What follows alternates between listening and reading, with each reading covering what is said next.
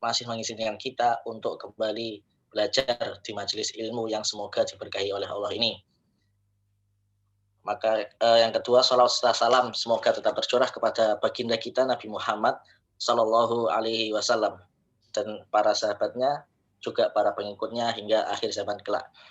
Oke, langsung saja pada pagi hari ini insya Allah kita akan melanjutkan kajian usul fikih kita pada kitab Al-Waraqat yang akan disampaikan oleh Ustadz Rizky, yang semoga beliau diberi kesehatan dan dimudahkan urusannya oleh Allah Subhanahu wa taala. Langsung saja marilah kita buka dengan bacaan basmalah bersama-sama. Bismillahirrahmanirrahim. Bismillahirrahmanirrahim. Kemudian langsung saja pada pemaparan materi oleh Ustadz Rizky. Pada beliau, waktu dan tempat kami persilahkan. Bismillah. Assalamualaikum warahmatullahi wabarakatuh. Waalaikumsalam warahmatullahi wabarakatuh. Alhamdulillah, wassalatu wassalamu ala rasulillah wa ala alihi wa ashabihi wa mawalah amma ba'd. Para tulab kelas 12 yang dirahmati Allah Subhanahu wa taala, alhamdulillah kita bisa berjumpa kembali setiap Sabtu pagi membahas mapel atau mata pelajaran usul fikih dari kitab Al-Waraqat yang disyarah oleh Dr. Labib Najib Abdullah hafizahullah taala. Yang mana ini kita sudah masuk ke pertemuan yang ke berapa? 5 apa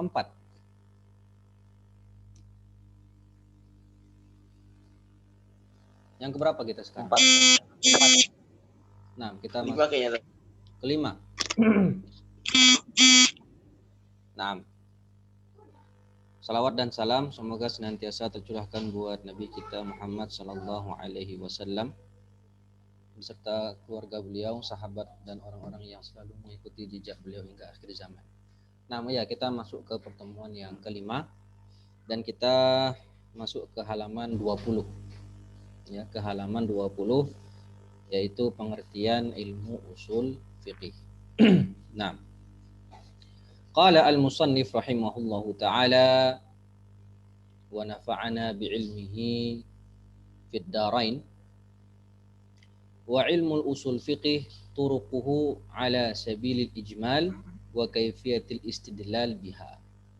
Musannif Imam Haramain rahimahullahu ta'ala berkata, dan ilmu usul fikih itu turuquhu ala sabilil ijmal, yaitu membahas dalil-dalil dari sisi mujmal, yaitu global, wa kaifiyah al-istidlal biha, wa kaifiyatul istidlali biha, dan bagaimana cara istidlal, mengambil dalil dari sebuah nas, ya, menggali dalil dari sebuah nas. Syarahnya, taqaddama ta'rifu kalimah usul wa kalimah fiqih. Kita di awal-awal pertemuan sudah membahas usul fiqih, arti usul fiqih. Kan kalau dia terdiri dari 2 kalimat, usul dan fiqih, itu kemarin apa namanya? Idhofah atau sifah? Usulul fiqih itu idhofah, mudhaf ilaih, atau sifah itu? Idhofah, usul fiqih. Nah, dijelaskan sudah pengertian usul itu apa, pengertian fikih itu apa. Nah, jadi ulama itu mendefinisikan ilmu usul fikih dengan 2 cara kemarin kan. Yang pertama dengan mendefinisikan satu persatu, apa itu usul, apa itu fikih. Kemudian di sini baru dijelaskan pengertian usul fikih secara satu jenis ilmu tersendiri, usul fikih. Nah, sekaligus. Kalau kemarin dijelaskan hanya satu persatu, sekarang dijelaskan langsung satu kalimat usul fikih itu apa. Nah, wal an sayu'arriful musannif rahimahullah ta'ala usul fiqih bi'tibarihi isman li hadzal ilmi syarif. Maka sekarang musannif Imam Haramain akan menjelaskan kepada kita apa itu arti ilmu usul fiqih secara nama, secara sebuah fan atau secara sebuah ilmu tersendiri. Ya, ilmu tersendiri. Fabayyana anna usul al-fiqhi yashmalu ala amrayn. Maka beliau menjelaskan ilmu usul fiqih itu mencakup setidaknya dua perkara. Ya, secara garis besar itu mencakup dua perkara, tetapi secara mendetailnya mencakup tiga perkara. Disebutkan huma turukul fiqhi al-ijmaliyah. Usul fikih itu mencakup, pembahasan dalam usul fikih itu mencakup dalil-dalil fikih yang sifatnya ijmal. Lawannya ijmal apa? Tafsil. Ijmal itu global. Ya, ijmal itu global. Ai adillatul fiqhi al-ijmaliyah. Maksudnya ya dalil-dalil fikih yang sifatnya global, mujmal, bukan tafsil. Nah, nanti kita akan tahu apa sih bedanya dalil yang sifatnya mujmal dengan dalil yang sifatnya rinci atau tafsil. Nah, dijelaskan di sini. Wadzalika kama'rifati annal ijma' wal qiyas hujjatan syar'iyyatan. Bahwasannya dalil yang sifatnya mujmal yaitu seperti dalil kita mengetahui bahwasannya ijma', qiyas itu adalah hujjah dalam syariat. Kalau Quran dan Sunnah itu jelas, itu dalil pokok. Setiap ulama kalau mau berdalil itu pasti larinya pertama ke Quran, Sunnah. Tetapi sebagaimana yang sudah kita jelaskan, dalil itu tidak hanya terpaku kepada Quran dan Sunnah, tapi ada dalil tambahan, yaitu ada ijma' dan qiyas. Ya, ada ijma' dan qiyas. Ini dalil dalil yang dijadikan sebagai hujjah untuk mengambil sebuah kesimpulan hukum oleh para ulama. Ini dalil ijmali. Ya. Dan dalil itu kalau kita bahas lebih dalam lagi ada dua jenis. Ada dalil yang ulama sepakat bahwa itu dalil yang dijadikan hujjah, ada lagi dalil yang berbeda ulama kalau itu bisa dijadikan hujjah. Jadi yang pertama adillah muttafaq 'alaiha. Dalil yang memang ulama sepakat kalau ini dijadikan hujjah dalam syariat. Dan yang kedua, al-adillah mukhtalaf fiha. Dalil yang di situ ulama berbeda pendapat apakah dia termasuk hujjah atau tidak. Dalil yang muttafaq ada 4. Yang tadi kita sebutkan, Quran, Sunnah, Ijma', Qiyas. Semua ulama 4 madhab sepakat kalau yang 4 ini adalah hujjah. Ya. Kemudian yang kedua adalah dalil yang berbeda, al-mukhtalaf fiha. Ulama berselisih pendapat apakah bisa dijadikan hujjah atau tidak. Itu banyak lagi jenisnya. Seperti ada al-istishab, kemudian ada maslahah mursalah, ada qaul sahabi, perkataan sahabat, ada amal ahli Madinah, ya, ada al-urf dan seterusnya. Ini ulama berbeda pendapat apakah ini jadi hujjah atau tidak. Tapi yang akan kita lihat, yang kita bahas itu yang 4 tadi, yang ulama semua sepakat kalau dia sebagai hujjah. Fahada huwa mahallu ihtimamil usuli. Nah, pembahasan tentang dalil yang mujmal tadi itulah pembahasan yang menjadi perhatian para ulama usul. Menjadi perhatian para ulama usul. Sedangkan ma'rifatul adillah at-tafsiliyah fahuwa muhammatul faqih. Sedangkan pembahasan dalil-dalil yang sifatnya rinci, tafsil itu rinci, maka ini adalah menjadi perhatiannya faqih, ulama fiqih. Wad dalil al-ijmali la yata'allaqu bi mas'alatin far'iyyah bi khilafid dalil at-tafsil. Dalil yang sifatnya mujmal, ijmali, global itu tidak terkait dengan masalah-masalah furu', masalah-masalah cabang, berbeda dengan dalil tafsil. Jadi kalau dalil ijmali itu tidak terkait, tidak membahas masalah furu', cabang. Ya seperti bagaimana hukum sholat tahiyatul masjid, bagaimana hukum mandi di hari Jumat dan seterusnya. Ini masalah furu'. Itu bukan pembahasan dalil mujmal. Itu pembahasannya dalil tafsil. Fal usuli mathalan yabhathu an mafhumil ijma. Dicontohkan sama pensyarah Dr. Labib, yang namanya usuli atau ulama pakar usul itu membahas tentang apa itu ijma. Nah, itu. Jelaskan, apa sih itu ijma? Pengertian ijma apa? Bagaimana ijma itu bisa dianggap sebagai hujah dan seterusnya. Ya, apa saja dalil-dalil yang mengatakan kalau ijma itu hujah, ya kan? Itu pembahasan ulama usul. Wa hujjiyatuhu wa syurutuhu wa aqsamuhu. Itu. Ijma itu apa? Kemudian apa dalil yang membuat ijma itu menjadi hujah? Kemudian apa saja syarat-syarat ijma? Kemudian apa saja aqsam, pembagian ijma? Ijma itu ada berbagai macam. Ada ijma sukuti, ada ijma yang sahih dan seterusnya. Sedangkan ulama fikih yastadillu bil ijma' ala wujubi shalawatil khamsi wa tahrimiz zina wa istihbabir rawatib. Sedangkan ulama fikih berdalil dengan ijma'. Jadi dia nggak usah bahas apa itu ijma', apa itu dalil ijma' itu menjadi hujah dan seterusnya. Itu kerjaannya ulama usul. Kerjaannya ulama fikih berdalil bahwasannya sholat 5 waktu itu wajib berdasarkan ijma' ulama. Quran ada, hadis ada, plus ada ijma'. Jadi ulama fikih berdalil pakai ijma'. Ulama usul mendefinisikan apa itu ijma', syaratnya apa, dalil tentang kehujiahnya apa. Itu beda antara ulama usul dengan fikih.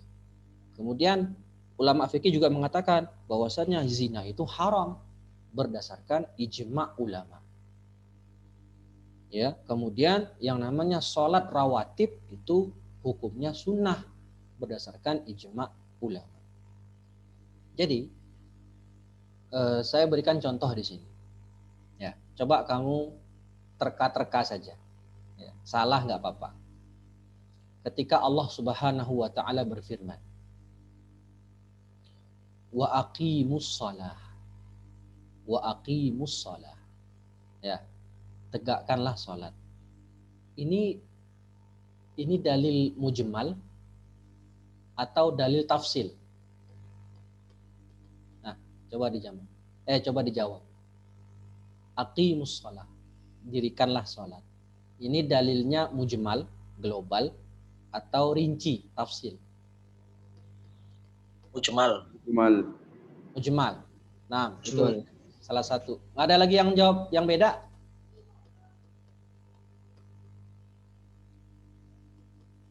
Taib. Mujmal. Sekarang saya tanya. Latif. Aqimus shalah, tegakkanlah salat. Apa yang bisa kamu ambil dari dalil ini sebuah hukum? Apa, Latif? Bahwasanya sholat itu wajib. Bahwasanya sholat itu wajib. Taib. Ya. Nah, di sini kita akan mencoba membedakan antara dalil mujmal dengan dalil tafsir. Kalau dalilnya sama ya, aqimus shalah. Kata Latif betul. Ini adalah dalil yang hukum tentang wajibnya sholat. Ya, wajibnya sholat. Jefon mengatakan ini dalil ijmali, Ustaz. Yang lain juga mengatakan dalil ijmali. Baik. Ya. Saya katakan ini bisa jadi dalil ijmali, bisa jadi dalil tafsili. Bagaimana? Nah, sesuai pandangan masing-masing. Kalau ulama usul bisa mengatakan kalau ini dalil ijmali.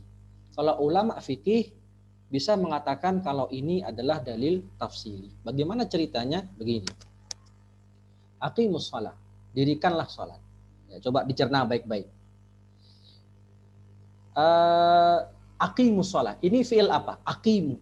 Fi'il apa ini? Dalam ilmu nahu. Amr. Amar. Fi'il amr ya. Amar. Fi'il amr atau perintah. Nah, perintah.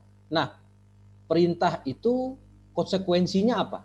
Perintah itu konsekuensinya wajib atau sunnah atau mubah atau makruh. Nah, Wajib. ahsantum.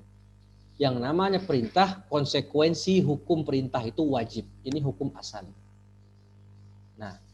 Nah, tadi kita sedang bahas perintah ini konsekuensinya adalah wajib. Ini pembahasan fikih apa usul?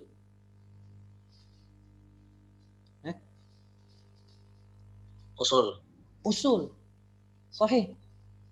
Jadi usul dilihat dari kalimat wa aqimus shalah, aqimu, perintah, fi'il amr. Yang namanya perintah itu yufidul wujub. Konsekuensinya akan melahirkan sebuah kewajiban. Ini adalah pembahasan usul.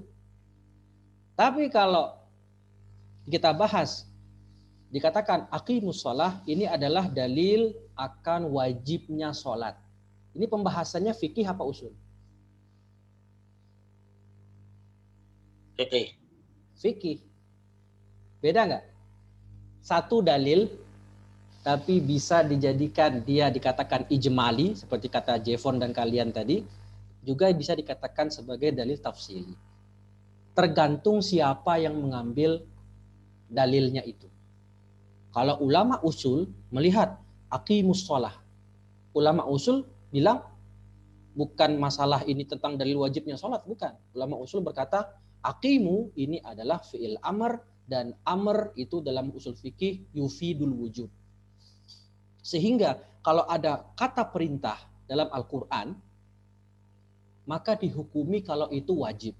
Contoh lain, ati'ullaha wa ati'ur rasul. Itu perintah bukan?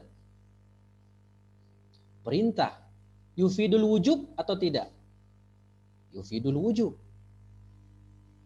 Nah, ini baru pembahasan usul. Nah, ati'ullah wa ati'ur rasul.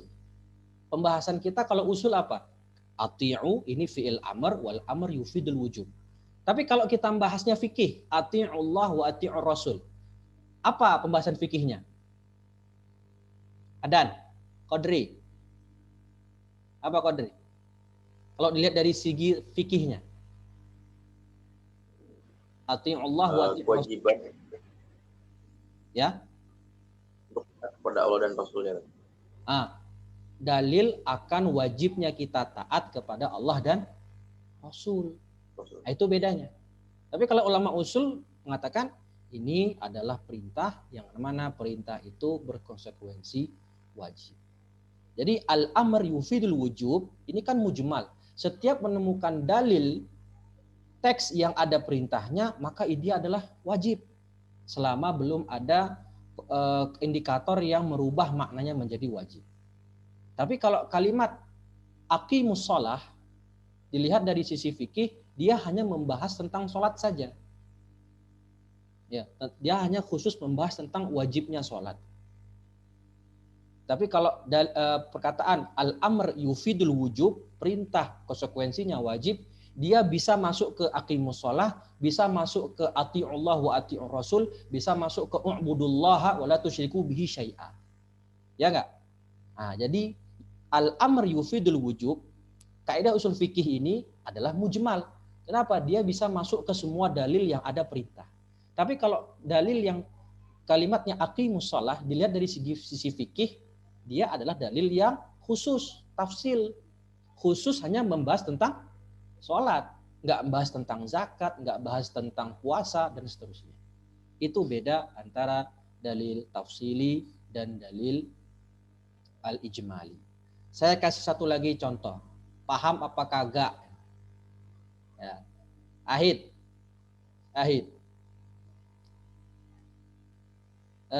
Jawab Ahid. Ada hadis yang terkenal Ahid. Kamu pasti hafal. Kalau nggak hafal kebangetan. Innamal a'malu binniyat wa innama likulli imri'in ma nawa. Nah, itu. Kalau dari segi fikih, apa yang kamu bisa ambil dari dalil itu? Ayo coba. Apa Ahid? Jawab aja, salah nggak apa-apa. Dari segi fisiknya berarti seluruh amal ibadah itu tergantung pada niatnya. Ya, boleh. Ya, jadi dari dalil itu diambil dari segi fikihnya adalah bahwasannya namanya ibadah tergantung dari sisi niat. Dan diberikan pahala sesuai dengan niat. Ini dari sisi apa kita bahas tadi? Sisi fikih apa usul? Iya. Fikih. Berarti kalau perbuatan tidak ada niat sah apa tidak? Tidak sah. Ini dari sisi fikih. Dari sisi usul. Dari mana kita ambil? Nah, dari mana kita membahas kalau kita lihat dari sisi usul? Dilihat, saya jelaskan, innamal a'mal. Innamal a'mal. Al itu yufidul umum. Artinya al-a'mal, al di sini adalah yufidul umum, maka dia mencakup semua amal. Nah, kayak al-insan. Innal insana lafi khusrin. Al-insan. Apakah itu insan semua orang atau khusus? Semua. Karena ada al-insan. Umum. Begitu juga al-a'mal. Itu berarti semua amal. Harus pakai niat. Kalau nggak ada niat maka amalannya tadi tidak terhitung berpahala. Tidak bisa diberikan ganjaran. Nah, al itu mencakup umum, ini pembahasannya am, pembahasan umum dan khusus, am wal khas di usul fikih. Nah, begitu cara membedakan bagaimana istimbat, ya bagaimana kita memahami beda dalil ijmal dengan dalil tafsiri. Baik, sampai sini jelas? Paham sampai sini? Apa itu dalil tafsili dan dalil ijmal? Nah, yang kedua, kaifiatul istidlal biha. Nah, ini lebih penting lagi. Setelah kita tahu apa itu dalil yang mujmal dan dalil yang tafsil, yang kedua kita membahas dalam usul fikih bagaimana cara berdalil. Nah, ini. Enggak sembarangan orang bisa mengeluarkan hukum dari dalil. Itu bahasa Arabnya kalau di buku-buku fikih itu apa? Wajhul istidlal. Wajhu al-istidlal. Dari mana sisi pendalilannya? Ya, dari mana sisi pendalilannya? Nah, itu enggak semua orang bisa mengetahuinya. Kadang dalilnya betul, tapi cara pendalilannya salah. Nah, dalilnya betul, tapi cara memakai dalil salah. Makanya biar tahu dalilnya, biar dalilnya benar dan menggunakan dalilnya benar juga, itu pakai ilmu usul fiqih. Ai kaifiyatu istimbatil ahkam asyariyah minal adillatil ijmaliyah. Yaitu bagaimana cara kita mengistimbat, yaitu mengeluarkan hukum dari dalil syar'i. Dalil syar'i yang sifatnya apa? Mujmal. Dalil syar'i yang sifatnya mujmal. Ai kaifa nastadilu bin nas idza kana 'amman au khassan mutlaqan au muqayyadan. Yaitu bagaimana kita berdalil dengan sebuah teks, sebuah nas, jika dia itu umum ataukah dia khusus ataukah dia mutlak ataukah dia muqayyad.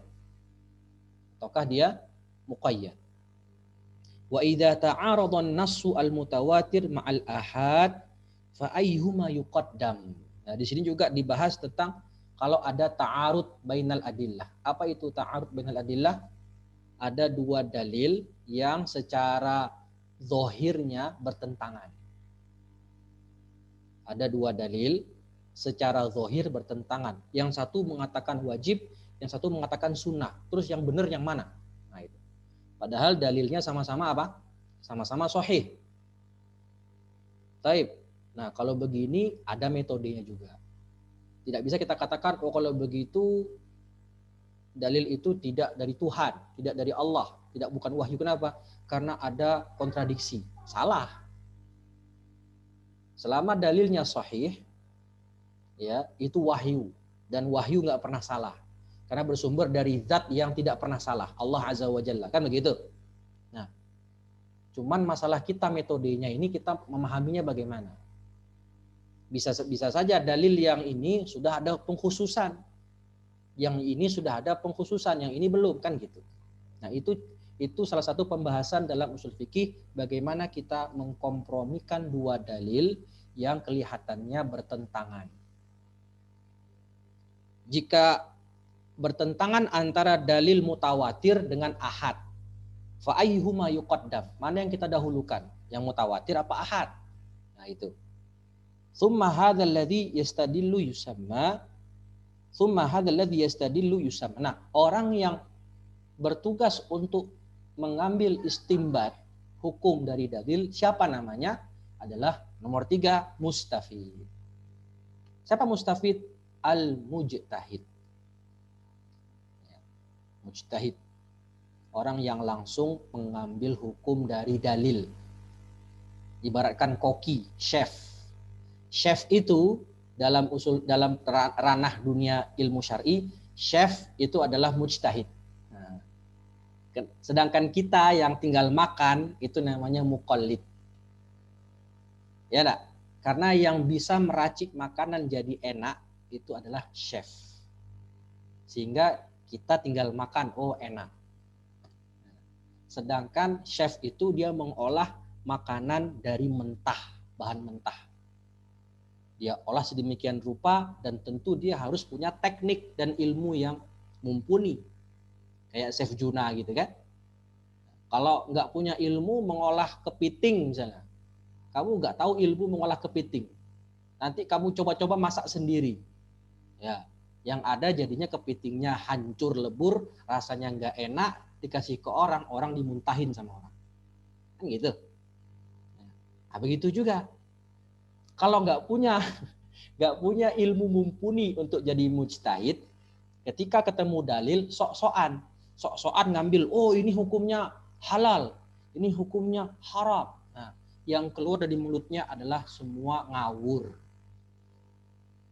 Semua isi mulut yang keluar dari mulut dia tentang hukum ngawur belas, karena nggak punya ilmu. Baik. Siapa itu mujtahid? Alladzi yanzuru fil adillah al-ijmaliyah. Itu seseorang yang melihat, menelaah dari dalil-dalil yang mujmal. Wa yastanbitu minhal ahkam. Lalu dari situ dia mengambil hukum dari dalil tadi. Fala budda an na'rifa syurutahu falaysa kullu syakhsin yahiqqu lahu al-ijtihad. Kamu kasih garis bawah itu. Falaysa kullu syakhsin yahiqqu lahu al-ijtihad. Kasih garis bawah kalau perlu stabilo. Kalau perlu stabilo. Maka si mustahid tadi, fala budda an na'rifa syurutahu. Kita harus tahu bagaimana seseorang tadi memenuhi standar sebagai mujtahid. Syarat-syaratnya apa aja? Nah itu. Syarat-syarat dia katakan dia sebagai mujtahid itu apa? Dan tidak semua orang berhak untuk berijtihad. Tolong dikasih garis bawah dan stabilo. Ini amat penting. Karena di zaman sekarang orang ngomong sembarangan, sok-sok berijtihad. Bahkan orang yang nggak ngerti bahasa Arab, nggak pernah belajar agama Islam, cuman modal browsing internet, nggak bisa ngaji kitab, nggak pernah belajar usul fikih apalagi, tiba-tiba berfatwa sembarangan. Oh ini boleh, itu boleh, ini halal, ini haram. Ya. Ini orang kemarin apa namanya? Kalau seperti ini namanya jahlul basit apa jahlul murakkab? Namanya jahlul basit apa murakkab? Murakkab. Jahlul murakkab seperti ini. Namanya jenisnya seperti orang yang jahlul murakkab. Nah, walidza fa innana nudhifu hadzal amr ilal amrayn alladzaini dzakarahuma al-musannif. Maka Oleh karena itu kita menambahkan perkara yang nomor 3 ini dalam 2 perkara tadi yang sudah disebutkan oleh musannif. Jadi usul fikih, fanaqul ilmu usul fikih huwa ilmun yadrusu. Ilmu usul fikih adalah ilmu yang membahas 3 perkara. Yang pertama membahas dalil fikih yang sifatnya mujmal, dan dalil fikih itu ada 2 yang mujmal. Yang pertama yang muttafaq alaiha, yang ulama sepakat bahwasannya itu menjadi dalil, ada 4 tadi. Dan yang kedua al-adillah al-mukhtalafu fiha, dalil yang di sana ulama berselisih apakah dia jadi hujjah atau tidak. Yang kedua kaifiyatul istifadatu minha, bagaimana cara kita mengambil istimbat dari dalil. Terkadang dalilnya benar tetapi istimbatnya salah. Saya contohkan gini. Dalilnya benar tapi pemakaiannya salah. Saya contohkan begini. Allah Subhanahu wa taala berfirman. Ya. Yang terkenal aja deh. Al-Baqarah ayat 62 yang sering saya ulang-ulang. Apa bunyinya Al-Baqarah ayat 62 itu? Innal ladzina amanu wal ladzina hadu wan nasara was-sabiina man amana billahi wal yaumil akhir wa amila salihan falahum ajruhum inda rabbihim wala khaufun alaihim wala hum yahzanun. Jadi dalilnya ada nggak di Quran? Ada nggak di Quran? Ada ya? Sepakat ya? Ada. Sepakat ya? Kalau kita cek Quran ada. Nah, dalilnya benar nggak? Benar. Quran udah mutawatir jelas, nggak mungkin salah. Dalilnya ini sahih. Ya, dalilnya sahih. Cuman lihat, orang yang liberal itu menjadikan dalil ini sebagai dalil bahwasannya semua agama benar.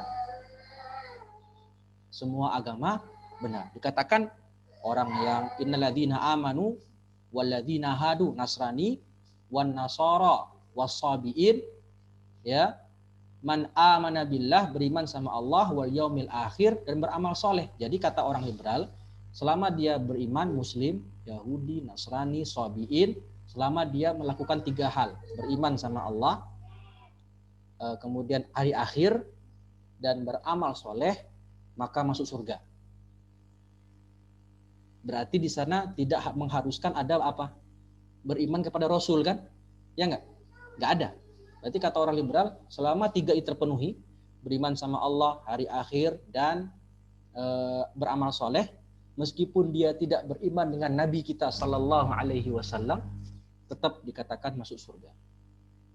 Ini yang salah dalilnya, apa cara berdalil? Hah? Yang salah apa? Nah, cara berdalilnya salah. Dalilnya betul, tapi cara memakai dalilnya salah.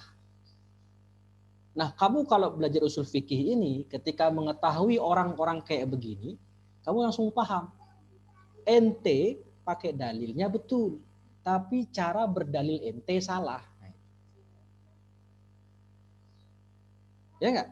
Ente memakai dalilnya benar, cuman yang ente pakai dalil tadi pemakaiannya salah. Nah, inilah pentingnya istimbat kaifiyatul istifadah.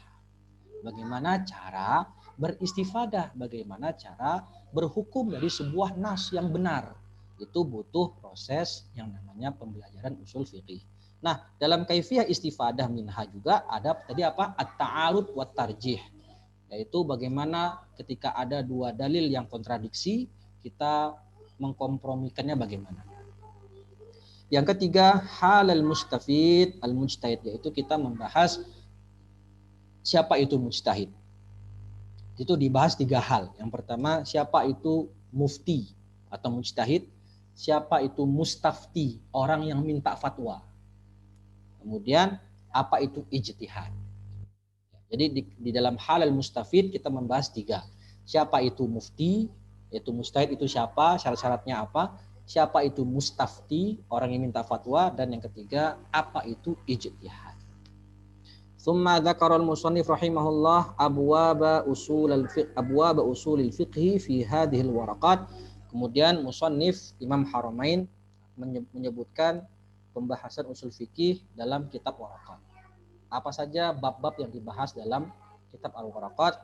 Liyasta'idda talibul ilmi lidirasatiha, supaya penuntut ilmu bersiap untuk mempelajarinya. Maka beliau berkata, apa saja bab usul fikih itu? Wa abwabu usulil fiqhi, pertama aqsamul kalam, pembagian kalam. Yang kedua al-amr, apa itu amr? Wan nahi, larangan. Wal am, wal khas, umum dan khusus. Wal mujmal wal mubayyan, apa itu mujmal, apa itu mubayyan. Ya, apa itu zahir, apa itu muawwal. Zahir dan muawwal yang ditakwilkan. Wal af'al, apa itu af'al. Maksudnya af'al siapa ini? Af'al kita apa af'al Nabi? Af'al Nabi, bukan af'al kita. Ya. Af'al, misalnya af'al perbuatan Nabi apa yang jadi hujah apa enggak? Baik. Wan nasikh wal mansukh, nasikh mansukh itu sudah mafhum di ulumul Quran ya. Kemudian wal ijma' wal akhbar ya, wal qiyas wal hadar wal ibahah, yaitu haram dan boleh, wa tartibul adillah, urutan dalil. Kayak tadi kalau ada mutawatir sama ahad mana yang didahulukan. Nah, itu.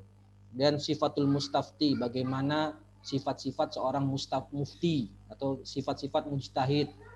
Kemudian bagaimana sifat seorang mustafti, keadaan seorang yang bertanya tentang fatwa.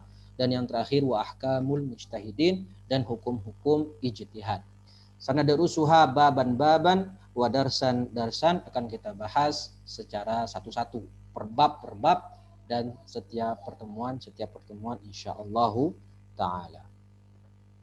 Nah, mungkin cukup sekian pembahasan kita. Insyaallah di pekan depan baru kita masuk ke pembahasan aqsamul kalam. Ya, maksud aqsamul kalam. Silahkan dijawab sendiri at-taqwim di bawah itu. Uzkur al-umur ats-tsalatsah allati yadrusuha ilmu usul fikih. Sebutkan 3 perkara yang dipelajari dalam usul fikih. Tadi sudah. Yang kedua, bayyin malladzi ya'tani bihil faqih wa ma ya'tani bihil usul. Jelaskan apa saja yang menjadi perhatian bagi orang ulama fikih dan yang menjadi perhatian ulama usul. Nah, itu kamu jawab sendiri. Pakai bahasa Indonesia juga nggak masalah. Yang penting kamu paham. Yang penting paham. Jadi ini soal untuk mengetahui pemahaman kita tadi sampai mana. Wallahu ta'ala wa'alam. Nah, sampai sini ada yang mau bertanya dulu atau tidak?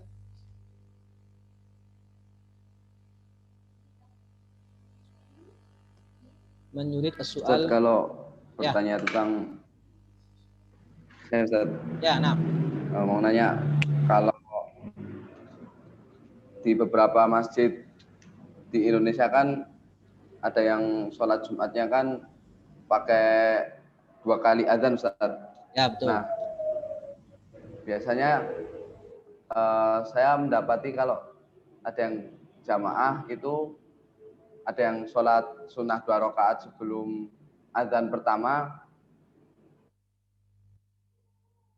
terus ada lagi yang sholat sunnah 2 rakaat setelah azan pertama Ustaz.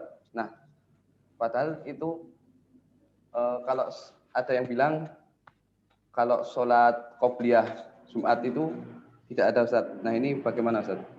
Oke. Ya. Memang di situ ada 2 pendapat. Ada yang mengatakan sholat sunnah qobliyah Jumat itu enggak ada. Ya, yang ada sholat tahiyatul masjid. Yang ada sholat tahiyatul masjid. Tapi kalau dalam mazhab Syafi'i itu ada istilahnya sholat qobliyah Jumat. Jadi kapan waktu qobliyah Jumat itu? Yaitu sholat yang dilakukan selama sebelum khatib naik mimbar. Jadi kalau kamu datang jam 11, baik, kamu datang jam 11 apa jam setengah 12, azan khatib naik mimbar baru jam 12 kurang 1/4. Kamu masuk masjid, pertama apa tadi sholatnya? Tahiyatul masjid. Kemudian setelah itu azan pertama misalnya. Ya, setelah azan pertama kamu doa setelah azan kamu sholat. Itu namanya sholat qobliyah Jumat. Ya, sholat qobliyah Jumat. Diniatkan sholat qobliyah Jumat. Nah itu ada. Ya, jadi dalam mazhab Syafi'i, ulama Syafi'iyah mengatakan ada istilahnya sholat qobliyah Jumat. Dan yang namanya sholat qobliyah Jumat, yang namanya waktu Jumat, kalau kita bahas tentang waktu-waktu dilarangnya sholat, itu kan ada namanya waktu sebelum tergelincir matahari. Ya, waktu sebelum tergelincir matahari atau waktu istiwa, waktu matahari berada di tepat di atas, itu waktu istiwa namanya. Itu waktu terlarang sholat di hari-hari lain selain hari Jumat. Selain apa? Selain hari Jumat. Jadi kalau hari Jumat, ketika kamu nunggu khotib naik mimbar, kamu pakai untuk sholat, ada waktu 20 menit untuk sholat, silahkan. Itu disebut juga sebagai qobliyah Jumat. Jadi ini ada khilaf memang di kalangan ulama, tapi saya pribadi setelah saya belajar fikih Syafi'i, memang ada istilahnya sholat qobliyah Jumat. Dan itu memang ada perkataan ulama tentang hal itu. Ya tidak? Nah, yaitu Syukran Ustaz. afwan. Wallahu ta'ala wa'ala. Ada lagi? Jefon senyum-senyum aja. Apa Jefon?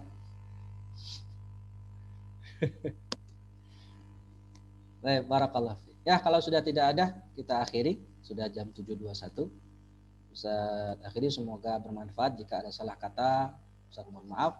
Ustaz kembalikan ke MC. Fadhal Jefon. Baik.